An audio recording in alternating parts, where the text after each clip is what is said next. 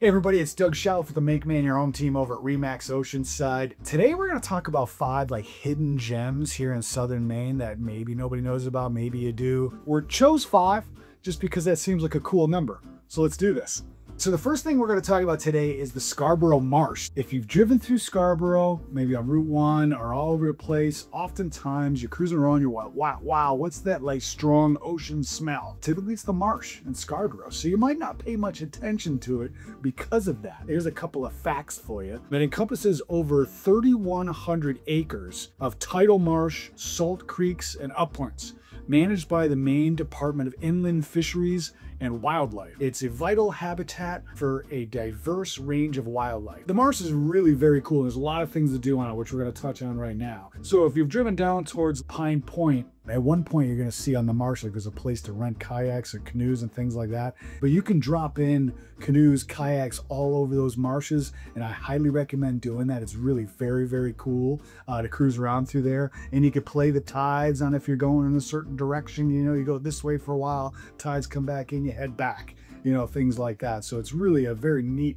thing to do. Bird watchers, if you're a bird watcher, this is the place to go. Lots of cool wildlife to check out. Scenic views. The views are awesome, especially when you get to places where it's really open and you could see beaches. Where I live, you know, I'm constantly driving by and seeing the marsh, and there's a spot where you could see all the way over to Higgins Beach, and it's just such a great view. So you really get to see a lot of awesome stuff there. It's really a great place to check out, and it's huge, and you could drop in all over the place through Scarborough. So definitely check that out. So hey, before we move on to the next, number 2, I wanted to mention, as always, I'm a real estate broker here in the state of Maine. So if you're thinking about living near the Scarborough Marshes, we'd love to help you out. And me and my team cater to almost all of Southern Maine. So whether it's Scarborough or other towns that we're talking about in this video, let us know. If you're looking at purchasing a home or selling a home, making any kind of move, we would love to talk to you. We'd feel honored for it.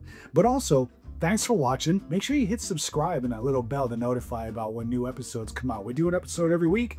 We talk about Maine, real estate, and everything cool about Maine. So please hit subscribe. If you end up not liking our videos, you can unsubscribe, but it really helps us out if you do hit that little button. Thank you. So next up on the list is we want to talk about Back Cove Trail, the whole Back Cove area. It's Portland's urban oasis. You know, while a lot of tourists come to town and they go to the old port and things like that, locals really cherish the Back Cove Trail. It's a 3.6-mile loop, and it offers just panoramic views of the skyline of Portland, the ocean. It's such a cool trail. The awesome thing about it being 3.6 miles is it's great if you're looking to get out, get some exercise. If you're a runner, you know, going around, you can really get in there and maximize that and know exactly how much you're running, 3.6 miles. Jogging, biking, walking, all of that along the trail. The trail itself is kind of a dirtish gravel trail. The roads going around there do have, I believe it has a bike lane there, so you can cruise around that way as well. The sunset views over the cove are really unbelievable.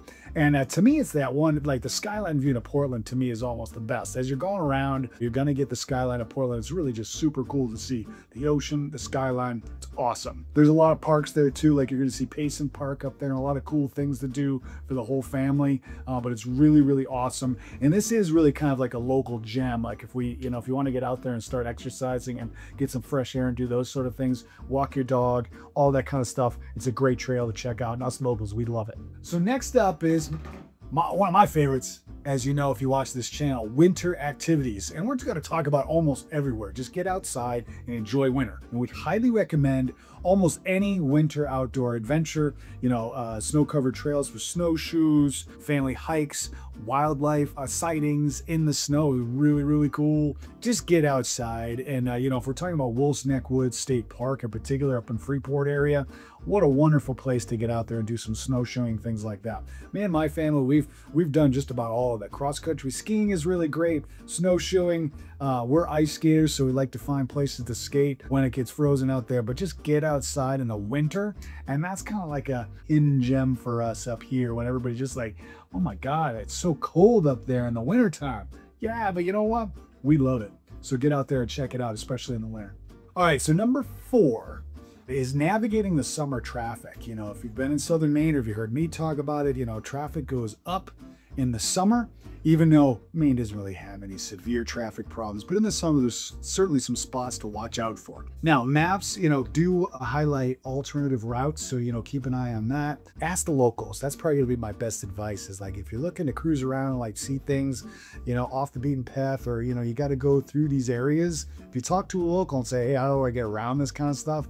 It's highly recommended. I'll give you kind of couple examples. Downtown Portland in the summer, Commercial Street down there in the Old Port is just like overcrowded all summer long. It's an awesome place. If you're a tourist and coming, you want to be down there. That's the best place to be. But for us locals who are trying to get around work and et cetera, we avoid those areas at all costs. And we kind of get used to how to get through Portland quickly. It's really great. And also, like, leaving Portland, there's a couple roads, 302 is one of them, and 114 is another. And they can get bottleneck in the summer too, going out towards the lake region. So we've just kind of gotten used to like what times of day to avoid those areas and or other ways to go. And then I got a funny one going up towards like Wiscasset area.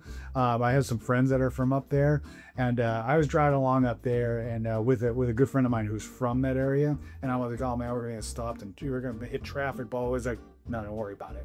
So we're on Route 1 and boom, he takes a left. We go out around, we pop out like exactly where we're supposed to be. No traffic. Can't give you exactly where we were because I don't remember. But the point is, talk to the locals.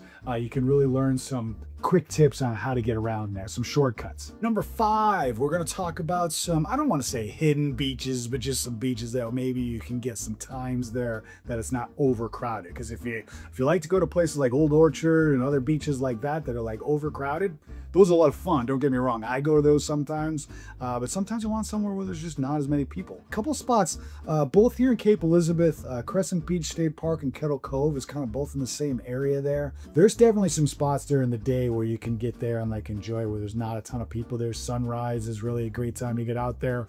Kettle Cove, off season, Kettle Cove and Crescent Beach is great because there's almost nobody there and you can really enjoy that. But even prime time season, you can find times during the day where you can get there and it's not so bad and you can really enjoy it.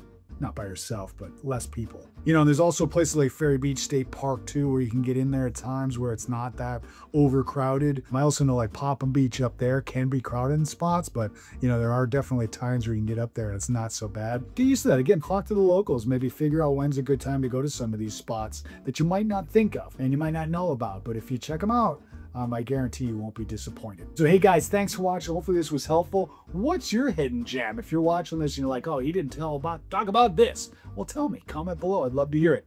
And remember, if you make Maine your home, you don't have to do it alone. Hey, come here. Hey, YouTube thinks you're gonna like one of these videos. So click on it and let me know what you think.